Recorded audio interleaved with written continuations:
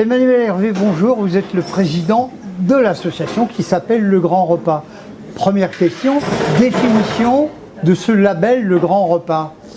Alors le Grand Repas, c'est un événement que nous mettons à disposition des acteurs de la restauration collective et traditionnelle pour valoriser tous les acteurs locaux qui œuvrent au quotidien sur une alimentation saine à base de bons produits, bien cuisinés, respectueux de notre santé et de notre planète.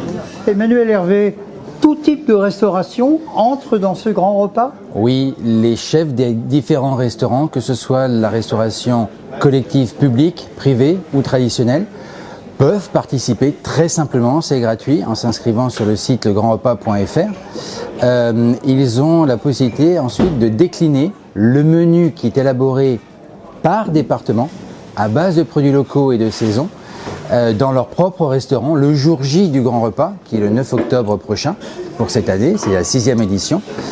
Et donc on va toucher les restaurants des crèches, des écoles, des collèges, des lycées, des universités, des maisons de retraite, des EHPAD, des restaurants de CHU, de cliniques, de gendarmerie, des restaurants d'entreprise, la restauration traditionnelle et même les citoyens qui souhaiteraient le faire chez eux peuvent sur notre site legrandrepas.fr voir les recettes de leur département et décliner le menu dans leur cuisine. Donc une opération qui induit automatiquement la gourmandise bien sûr, la convivialité et puis également la mise en avant des produits locaux.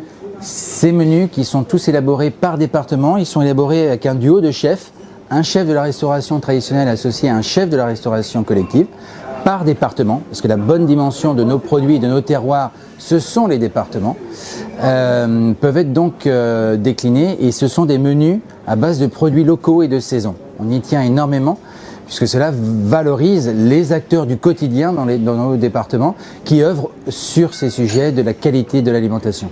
J'ai entendu dire au cours de la conférence de presse qu'il y avait très souvent des lentilles dans tous les départements. C'est phagocyté par la filière lentilles, non? Ou c'est un hasard? Non, c'est clair. Un hasard de produits de saison et de tarifs. C'est de saison et aussi nous sommes dans la région aujourd'hui Auvergne-Rhône-Alpes et donc entre le Puy-de-Dôme, enfin l'Auvergne, etc. Il y a effectivement pas mal de produits autour de la lentille. Mais il y a une grande diversité et c'est toute la richesse d'ailleurs de notre cuisine en France, c'est que chaque département a des produits locaux différents d'un département à un autre et des cuisines et des recettes propre à chaque département et c'est la richesse de la gastronomie française d'avoir cette diversité.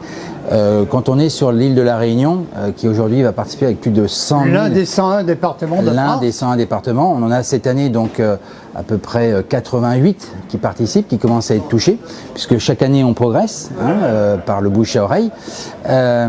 Sur l'île de la Réunion, vous avez aussi des lentilles de Sillaos, donc il y en a à peu près partout.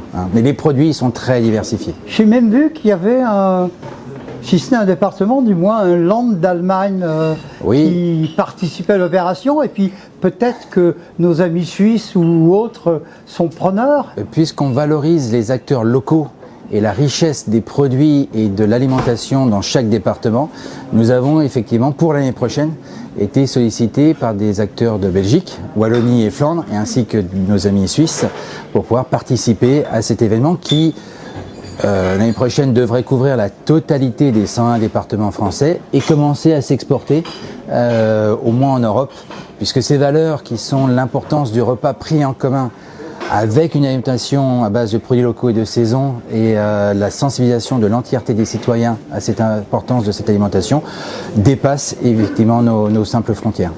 Comment terminer en disant que la gastronomie, la gourmandise, la convivialité, les produits de qualité n'ont pas de frontières. Non, et c'est un plaisir, puisque au-delà de l'alimentation, le fait de prendre un repas autour d'une table, c'est ce qu'on appelle le partage, la convivialité, la curiosité, le rapport autrui, c'est un art de vivre et c'est un vivre ensemble extrêmement important aujourd'hui dans notre société. Emmanuel Hervé, merci. À Lyon, ici, capitale mondiale de la gastronomie, le mot de la fin, on l'écrit pas bien, c'est FAIM. Vous auriez envie de manger quoi à cet instant, ici, chez Christian Tête-Doigt, par exemple?